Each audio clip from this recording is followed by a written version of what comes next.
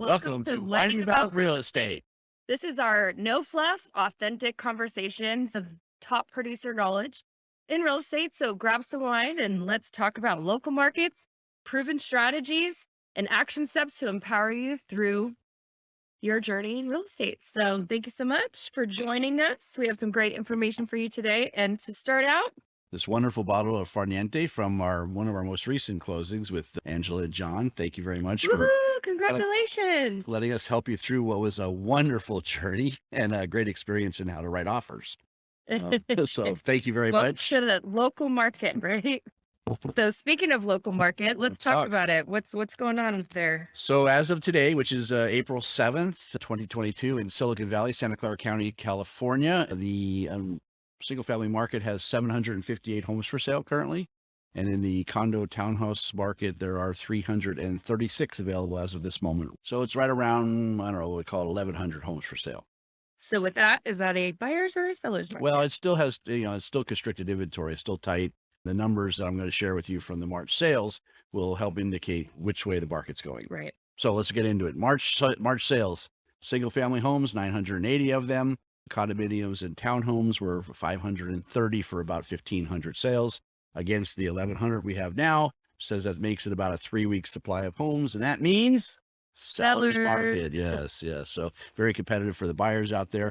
And what's more interesting is the numbers when we get into them here of what's happening dollar-wise. So the 980 single family homes, the average sales price in Santa Clara County was 1.8. very close, $2.2 million. And that was 116% over the asking price. Not bad. Average days on market was 10. So homes are selling very quickly, obviously, in a very competitive environment. And the average price per square foot was $1,175. Seems about right. Yeah. So there was a tremendous sale in our valley, if you call it tremendous. One home sold, and it was the highest house sold in Santa Clara County. What do you think it sold for? $5 million. $5 million's close. $10 million. Who was that guy? Or girl? Or I don't know. Someone had a wonderful home. Sounds like 5 bedrooms, 4.5 bathrooms, 7,500 plus square feet in Los Altos. wow, Yeah. incredible. Nice. And I'm sure it was a competitive environment for that too. Had no days on the market. So it sold quickly. I'd like to be that realtor if you're ready for that. Yeah. We're next. We're here for you. How about the lowest sale? Lowest sale in Santa Clara County, how much? 500,000. Very close. 600. And that was a 3-bedroom, 1-bath, just about 1,400 square feet down in Gilroy. Starter homes are still available and what I would call reasonable for people to still get in. So, And that's the key, is getting in, yeah, right? absolutely. Yeah. Absolutely. Yep. So on the condominiums and townhomes with the 530 that were sold, what do you think the average sales price was? $1.1 million. Average price per square foot, somewhere around $827 a square foot. Oh. So only 11 days on the market. But took still, a long. over $1 million Yeah. average for a condo. So here's a great one. How much do you think the highest sales price condo in Santa Clara County was in March? Man. Yeah. The highest price? Yeah, the highest sale price. 1.7. Yeah, $3.9 million. Whoa. And that was a lovely 2-bedroom, 2.5 bath, 2,082 square Then foot you get a property. masseuse in your closet. I don't know what you get for almost $4 million, Wow. but you get to live in Palo Alto. Yes. So, and then on the lower end, the lowest sales price is in Santa Clara County. What do you think the lowest condo price was? 400,000. Very close, 380,000. And for that, you get a lovely 1-bedroom, 1-bathroom, 456 square foot. But it's yours. It's yours, and you're in, and you only paid $380,000. So those are some fun statistics that have been going on in the local marketplace. Another thing that I looked up, we talked in our previous podcast about people adding ADUs, accessory dwelling units, to their properties. And I looked at the average sales price for homes in Santa Clara County that sold with an ADU. It sold for almost $200 a square foot higher Wow. than one without. Yeah. Almost $1,400 a square foot, which just goes to show that the potential for adding not just additional housing in Santa Clara County, but housing that can not only increase the value of your current home, and Right. provide some revenue as well. It's a wonderful way to be able to get in increase your wealth through rental property on your own property. Yeah. And the rents on those are Yeah. extremely high. I've got a client with a 1-bedroom, 1-bath that he's getting $2,700. I know. It's crazy. We have great context to help people who want to look into that. Yep. There Financing options, builder options that you could talk to. yeah. We have software that we can use just to run some rough ideas on where on your property the ADU could go, How big it could be. how many. Yeah. We have friends that have 2 on their property right now. So Just something to think about if you're a homeowner in Santa Clara County. You want to look at ways to increase your real estate wealth. yeah. And cash flow too. So Yep. I have some other fun facts. I just love fun facts I want to share with you. I've been doing some reading about the last census that we had in the United States, and they talk about the homeownership census. And I'm going to have to put my glasses on for this one because it's a little small. So it says that 65% of the homes in the United States, when the census was done in 2020, 65% were owner occupied.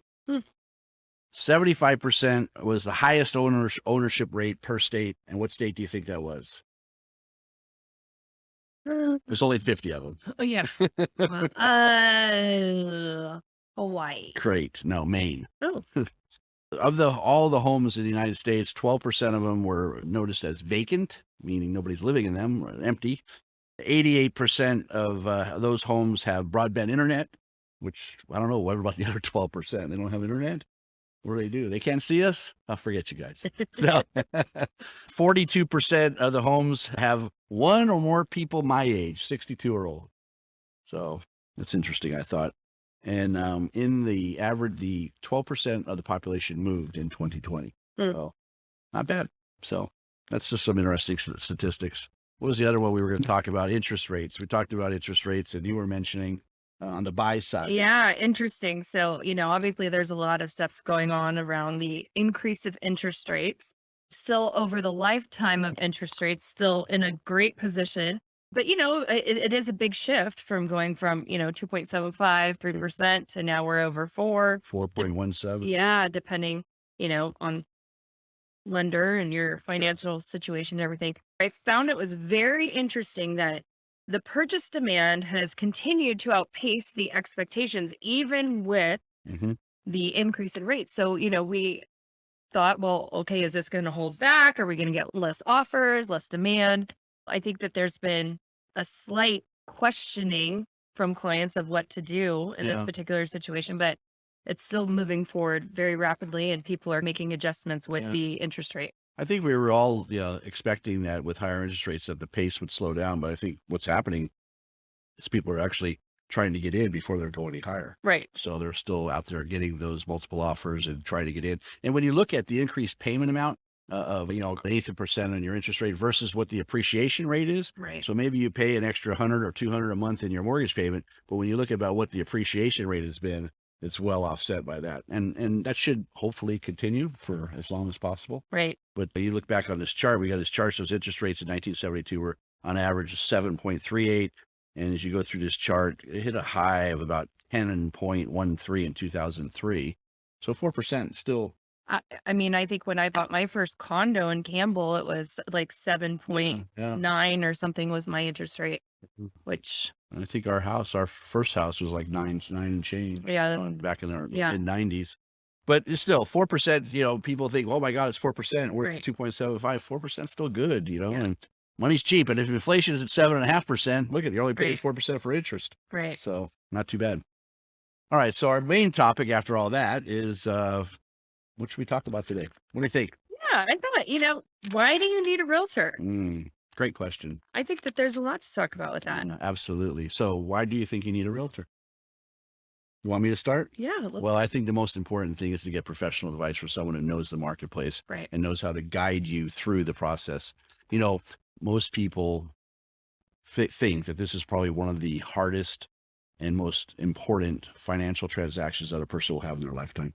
Okay. And most expensive, that's for sure. Well, in our area, for sure. Yeah. I think that what gets lost is that, it is a difficult transaction. It's a difficult process. There's so much to understand. There's so much paperwork that's involved in it and so much explaining of the different details in that paperwork and the interpretations of the inspections, et cetera, that, it's not easy. And whatever realtor or agent out there says, oh, it's easy. Well, unfortunately, no, it's not easy. It's difficult. Yeah. But people like us, people who do it the way we do it, make it look easy because we are really good at what we do. And I'm not trying to brag on us. I'm simply trying to say that it's a difficult transaction that requires guidance and help from a professional. I think also having the intention of building clients for life, which obviously our business model is very different. And this is our career for life. You've been in it over 30 years. And now I've been licensed in the business since 2000, long time. When do I retire? Ever. No, but having that intention of this is it. This is what we do, and making sure that we're around for our clients for the long term, Mhm. whether it be good, bad, and different, whether they're moving up or they in a tight spot of having to move down or Mhm. downsize or completely sell and move out of state, having all of that availability of information and protection Yeah. is the biggest key. Yeah. And that information is out there on the internet for everyone to go look at, but it's the interpretation of that information. Right. It's what's going to happen going forward. What are we looking at? How does this property compare to another property that's sold recently? What can I anticipate to be happening in this marketplace? What does it mean when it talks about, the list to sales price ratio, for example, or how many days it's on market? The internet has vast information, but you have to be, what we do every day to put that into perspective for Right. everybody and answer the questions. I could look up how to do heart surgery, but I'm not going to let myself do it. Please don't. Really has a lot of interpretation and hand holding and guidance. And I think that there's vast benefit in having the security of knowing that you're dealing with someone who knows what they're doing. I think even from a simple comparison of the value that's shown on, the internet right now. And, there's a couple of, I don't know if we're allowed to say big name, Why not? kind of Redfin and Zillow. Obviously, it's a very consumer friendly product. Mhm. Everyone, even our clients, like to view and set up searches on Redfin. They just do because it's easy. You can quickly look at property information really fast. Even sometimes I look up information on Redfin because it's quick data. Mhm. However, there's such a difference if you were to look at the value of the home from Zillow to Redfin to us pulling the true data and using the appropriate homes and not just utilizing an automated valuation Mhm. system. Just that alone shows you the need for someone to really get down into the information, peel away the onion, and Mhm. get the true data in which is applicable to the property itself. Yeah, and it includes the features and benefits of the neighborhood too, Right. schools, location closest to shopping, transportation, the transit systems. There's so much that goes into it. So whenever the Zillows and Redfins of the world are looking at a high level 30,000 foot algorithm, Yeah. it's important to drill down and see exactly how that fits for that property. Now, I'll give them credit; they're getting better and better at valuation. Right. But are they better and better about explaining what that property's features and benefits are? Right. I don't think so. Yeah. Yeah, I don't think so. I think it still takes a trained eye. It takes a confident person that you have confidence in as well to be able to go out and represent you and look at your interests. That's And also show an appraiser why the property is valued yeah, at the price that it is in contract for. If you hand an appraiser a Redfin and a Zillow report, he's going to give you a special yeah. kind of Well, I think it's important to be able side to eye. to share information with those that are in our business doing their job as well. Yeah. While the appraisers are independent appraisers are Yeah. supposed to give a objective value, I think it's important that they understand the market as well too, and that protects our buyers when they're overpaying 300, 400, $500,000 Right. over asking price to show the justification for that. Right. And I think it takes a true professional to do that. And let's talk about disclosure because Mhm. that's a huge piece. Some of newer realtors or people not wanting to use a realtor. Let's talk about how important the disclosure piece of it is. Mhm. So there's different stages of disclosure too. We experience the upfront disclosures that most real estate agents or realtors provide for their seller clients. And then, of course, there's our own property investigations that we do if the seller hasn't done them. And in our marketplace, we always do our investigation first. We take care of all the inspections and everything to make sure Right. we know absolutely everything that's going on with that property. From the buy side, you don't always have that. So then you have to do your own investigation. You have to interpret the disclosures. Right. And then reality sets in after they move in, and sometimes not everything's been on those disclosures. Right. So we look for red flags. We look for things that haven't been notified in those disclosures or those inspections from walkthroughs that we do with the property, the interactions we have with the inspections, and of course, our own experience, what's going on in the neighborhoods. Right. And how to plan after if by chance that happens, having that experience, the company behind you, the legal pieces of contractually working through the contract and how to protect both sides, Mhm. whether you're the seller or the buyer through that is extremely important. Yeah, and I think experience that we have, experience that a lot of agents in our category have, Absolutely. means a lot. And our reputation too. When we're Yep. talking to other agents, they know how we do business and we know how they do business. It Right. goes back to what we talked about before, those relationships, once again, that deal with these issues that come up or don't come up, but the disclosures that we look at and say, okay, this is a valid person who knows what they're doing. Right. And on our side too, we know what we're doing. Well, especially right now in a non-contingent world, and I'm sure that you've heard about non-contingent and whether you've purchased or not, that's just a huge topic Yeah. in our area. It's a non-contingent market. Yeah. The seller doesn't have to accept contingencies because of the demand and the attractiveness of the offer. You really can't. It's Mhm. really difficult to have a contingent offer. Yeah. And then, what comes up, speaking of contingent offer, when we represent sellers where we get non-contingent offers and then something comes up and the buyer doesn't want to close. Yeah. So how do you work through that? You have to have experience on how to work through that. That's a volatile situation. Right. The buyer's got money at risk. The seller's already on their way out the door. And someone says, wait a minute, I'm not sure I want to close on this Right. transaction. But hey, I put up a deposit. Well, that's going to be a problem for them. Right. So how to handle those types of things. This is where a realtor, experienced realtor with many transactions under their belt that can make sure that one, they avoid these pitfalls, and two, they don't know how to guide you through anything like that. Yeah. It's probably the best reason that you have to hire a realtor like that. Yeah. So what else do we want to talk about on that? That's the sell side. Are we talking buy side or sell side? We kind of did Like we both. kind of did both on that one. I think, with the sellers, the guidance, most certainly through the disclosure Mhm. process, through the contractual obligation, Mhm. through every part of it is Yeah. extremely important.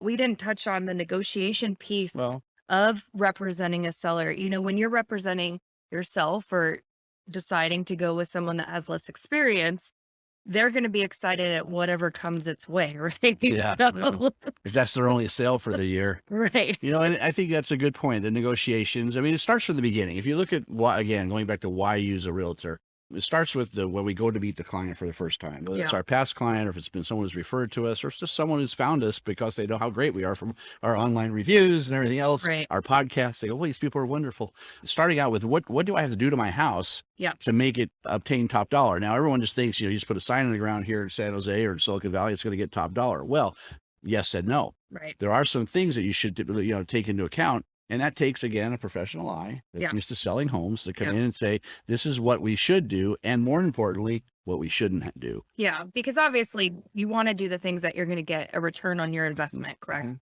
So if you're replacing something, but you're not going to quite get it back in the money Mhm. on the sale itself, then what's the point of doing it? Right. And oftentimes buyers will come in and redo everything anyways to Mhm. make it what they want. So there's a certain level that you need to So, know and be guided on what is going to make most sense to get you top dollar. so it starts there. Yeah. And then when, of course, the sales process, as we guide you through the sales process, when the offers come in, Yeah. it's the experienced agents like ourselves that know how to negotiate ourselves into the best position for our client and Yeah. making their money feel like our money. We treat it like it's our own. We want to make sure we can get them the most possible dollars for their home, the least amount of inconvenience to them in the shortest amount of time. And being able to work with other agents and negotiate with the other agents to be able to get them to see the value that we look at the property, the benefits that we see in our Yeah. property, and be able to work them up to the numbers that we think are going to be the best for our sellers. Negotiate. When we talk about what we charge for what we do, I say the most important thing that you're paying us for is negotiation. Yeah. You know, Absolutely. the bottom line is you're going to net more money with us because of our negotiation skills and our Yep. property preparation. Yep. So, There's also so many different types of transactions too. It's not just a seller to a buyer. There's emotion and reason and all kinds of different things, or it's a parent who's passed, Mhm. or there's so many different levels of the process and why you're selling. And it's important to have someone who has the ability to understand, number one, have a plan in place that can guide you through that process or the family through that process. And, we do a lot of those type of transactions, and having the care and gentle ability to guide through that process is extremely important as well. Yeah, and to be able to give sound advice too. A Right. lot of times emotions take over, and you need someone that's not emotional. Right. That we are the unemotional part of the transaction that brings the reason to the deal, and try to keep emotions out of it for you. I think that sometimes emotions get heated on both sides. We're Yeah. thinking, I'm not getting enough, I'm overpaying for this, and then we can just show, Right. here's the facts. Let's base our decision on a unattached Unattached. outcome. Keyword. Yeah. Yeah, Yeah. unattached outcome. And that's where we stand in the middle. And I think we do a really great job. Yeah. And I'm, again, not trying to toot our horn. I just know that our clients really love what we do. But there's a lot of information too that, maybe some realtors don't really know about, like a property being in a trust versus a probate situation, Mhm. not understanding how to help the client through that process. So really vetting your realtor that you're choosing and their ability to understand all different types of transactions, not just your seller to buyer A to B kind of situation. 1031 tax deferred exchanges for rental properties. Right. There's just so much that you have to know and be able to guide people through. Right. That's where experienced realtors are the best idea. Absolutely. Mhm. I think one of the next topics we want to have is actually talking about the trust situation, because it's so important to, and I'll even use myself as an example. Know this business inside and out, and Brian and I don't have a trust right now. It's terrible. Yeah. And it's not hard to do. You have to just get with someone who is a great attorney that can draw that up. And I know my dad's trusted. Yeah, yeah, you do. Wait, you'll be surprised. No. Oh man. But Come on, you know, man. we have experienced probate and trust attorneys that we use all the time to help our clients. And in fact, when we talk with our clients, we ask them, "Do you have a trust for your property?" No, well, you should. And we love to be able to set you up with some great referrals for people that we're working with on a regular basis. The worst thing for anyone getting a home from a past parent, someone who's passed on, is one that's not in a trust, because the probate process is just grueling and And brings fruit. extremely expensive. It's expensive and timely. I mean, Yeah. start to finish could be 18 months Yeah. before you have the ability to sell that property. So, Yep. it's just awful. So I think that's, going to be one of our next topics. We're really just trying to bring quick information that you can listen to at your leisure, with wine or without. Yeah. Really just trying to empower you through the process. Again, the podcast idea came from clients. When we did our year plan last year, we asked people, what is it that you want? What would be a good thing to provide you with information? And, a lot of people said podcasts. So we're super excited to just, fun and keep this light, but give you good information and local updates on the market, so that you always feel constantly empowered and supported in your real estate journey. Whether you're not in that yet and you're renting right now and you want to put a plan in place to at some point potentially consider buying, that's the start to the journey. Or Sure. whether you own a property and you haven't gotten a trust yet, you need some additional information. I think us being a resource is truly important to support all of our friends. I recently had a friend ask about lot line adjustments and getting some information. And Yeah. the fence might be over a little bit much. And, there's all kinds of things that come up, and we just really want to be that resource for all of our friends. Bring your neighbor wine if your fence is on their property. Or you could be like one of our friends and just fight all the Yeah, time. They just yeah. yell at each other. Well, I think that we're also be bringing some guests on some of these topics too. Yeah. Some of our referral partners in the legal world will be able to give you more information than we possibly could regarding the legal aspects of a trust and how it's protecting you and your family and your assets too. Our goal is to even do some live ones at, some wineries, make this a really fun way for us to get together with our clients and past clients Absolutely. and meet new people. So if you have any suggestions or wineries that, might want to post a really fun father-daughter team, I think it would be great. So I just want to thank you guys so Thank much. you. Remember to like, share, comment, DM us some information on what you feel would be important, because we really are doing this for you. Although it's fun to drink with him on a Thursday. DMS? Yeah. No idea what that is. DMS, DM, direct method. Oh, okay. I have no idea what that was. I don't even know what DMS is, but yeah, DM us. I got it. DM us. I got it. Yeah. Okay. All right. Yeah. I learned something new. All right. Well, for today, Well, thank you so much. Again, thank you so much for whining about real estate. And, as we always say on our posts, we're never too busy for your referrals. So keep that in mind. And we'd love the opportunity to help you, your family, and support making you independently wealthy through real estate. So thank you so much, guys. Thank you. Have a good day.